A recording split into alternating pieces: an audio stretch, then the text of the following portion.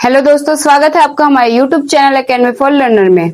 इस वीडियो में आज हम पढ़ने वाले हैं use of is are am के बारे में। तो इज आर एम का सिंपल यूज कहाँ हमें करना है वो आज हम इस वीडियो में सीखेंगे। तो चलिए स्टार्ट करते हैं। अब देखिए use of is are am, अब इनका प्रयोग हमें कहाँ कहाँ करना है। तो इसके लिए सबसे पहले आप जानेंगे कि जो हिंदी में सेंटेंस आते हैं उसको पहचानेंगे कैसे। देखो पहचान क्या होती है इसकी, वाक्य के अंत में है, हैं और हो, हूं आदि शब्द आते हैं। यानी कि इस सेंटेंस में व्यक्ति कोई काम नहीं करेगा क्योंकि ये सिंपल सेंटेंस है, केवल उसका बताया।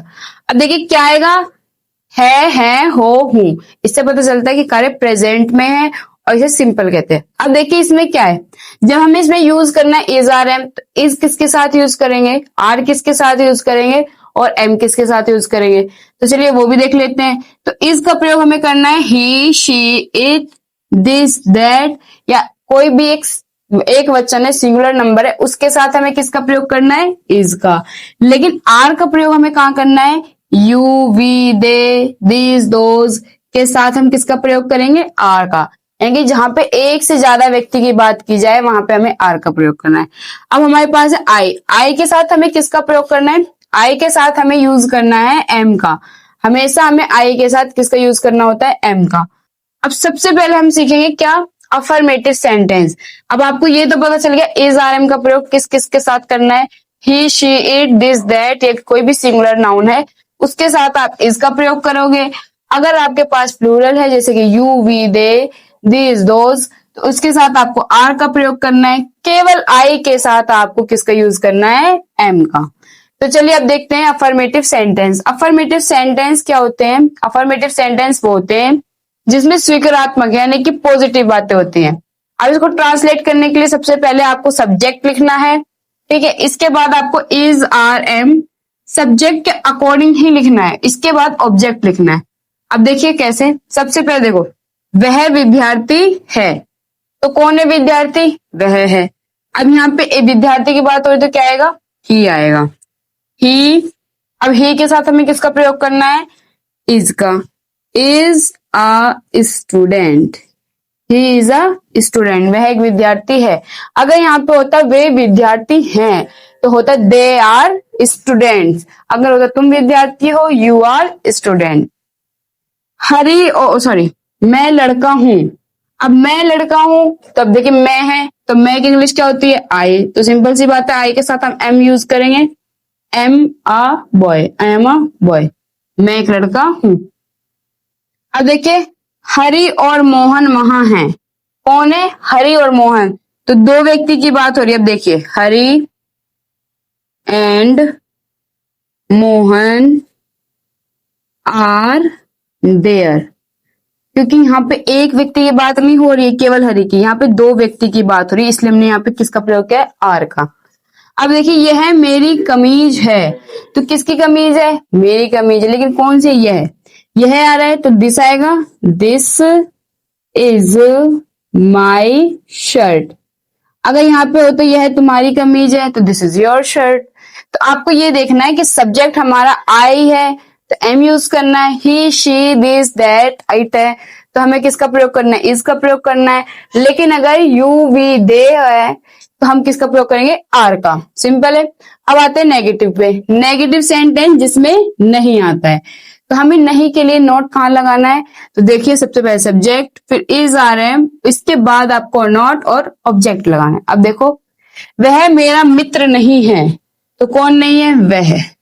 तो ही आ गया, ही के साथ इज के बाद हमने नोट लगाया, फिर हमारे पास क्या बच गया, मेरा मित्र, तो हो जाएगा माई फ्रेंड। इसके बाद आपको फुल स्टॉप लगाना है। अब आता है तुम वकील नहीं हो, तो तुम की क्या होगी, यू, यू के साथ आर, आर के बाद नॉट अ लॉयर, तुम वकील नहीं हो। इसी के बाद वह घर में नहीं है, तो कौन नहीं है, वह नहीं है, तो he is not in the house, वह घर में नहीं है। अब आगे देखेंगे इंटेरोगेटिव यानी कि प्रश्नवाचक, जिसमें हम प्रश्न करते हैं। अब देखो जो हम क्वेश्चन करते हैं वो हमेशा दो तरीके से होते हैं, एक वो होता है जो हिंदी में क्या से शुरू होता है, जैसे क्या तुम भिखारी हो, क्या तुम बीमार हो, क्या तुम ईमानदार हो, क्या वह एक लड़का है। तो हमेशा किससे शुरू होगा, क्या से। और जो सेंटेंस हिंदी में क्या से स्टार्ट होता है उसको हम यस नो टाइप सेंटेंस कहते हैं। और इंग्लिश में हम इसे ट्रांसलेट करते time is are am subject not object question mark, यानी कि सबसे पहले हम इज आर एम यूज करेंगे। इज आर एम किसके अकॉर्डिंग होगा, हमारा सब्जेक्ट के अकॉर्डिंग। उसके बाद अगर सेंटेंस में नॉट है तो नॉट यूज करना है, नहीं है तो कोई बात नहीं, फिर हम ऑब्जेक्ट यूज करेंगे और फिर क्वेश्चन मार्क। तो देखिए कैसे, जैसे क्या वह घर में है, तब इसमें क्या है क्या, अगर वो घर में होगा तो आप बोलोगे यस और नहीं होगा तो आप बोलोगे नो।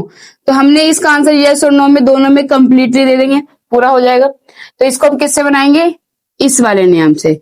तो वह आ रहा है और वह के लिए हम क्या यूज करते हैं, इज, वह ही। अब मे की क्या आएगी, इन, और घर की हाउस। ठीक है, इसके बाद हम क्या लगाएंगे, question mark. Is he in house, क्या वह घर में है। इसी तरह क्या यह मेरी पुस्तक है, तो यह इज आएगा, इज दिस माई बुक। इसके बाद हम क्या लगाएंगे, क्वेश्चन मार्क, क्या वह मेरी पुस्तक है। क्या तुम शिक्षक हो, अब तुम आ रहा है यहाँ पे, तो तुम के लिए आर यू टीचर, क्या तुम शिक्षक हो।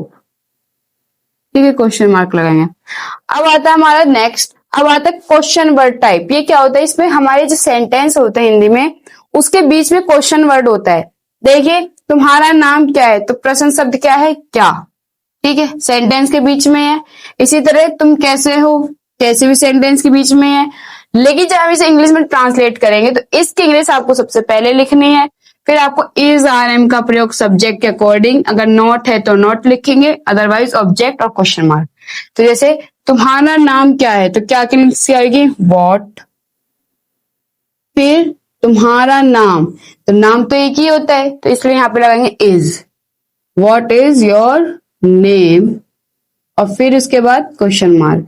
इसी तरह तुम कैसे हो, तुम यानी कि आर आएगा, तो कैसे की क्या होती है, हाउ आर यू, और क्वेश्चन मार्क। हम कहाँ हैं, कहाँ के लिए सबसे पहले लिखेंगे वेयर, और हम के लिए हम क्या यूज करते हैं, are we, question mark, where are we, हम कहाँ हैं। तो ये थी आज की हमारी वीडियो। अगर आपको हमारी वीडियो अच्छी लगी हो तो प्लीज हमारे चैनल को लाइक एंड सब्सक्राइब करें और बेल आइकन प्रेस करना ना भूलें ऐसी ही मोर वीडियोस के लिए। Thanks for watching this video.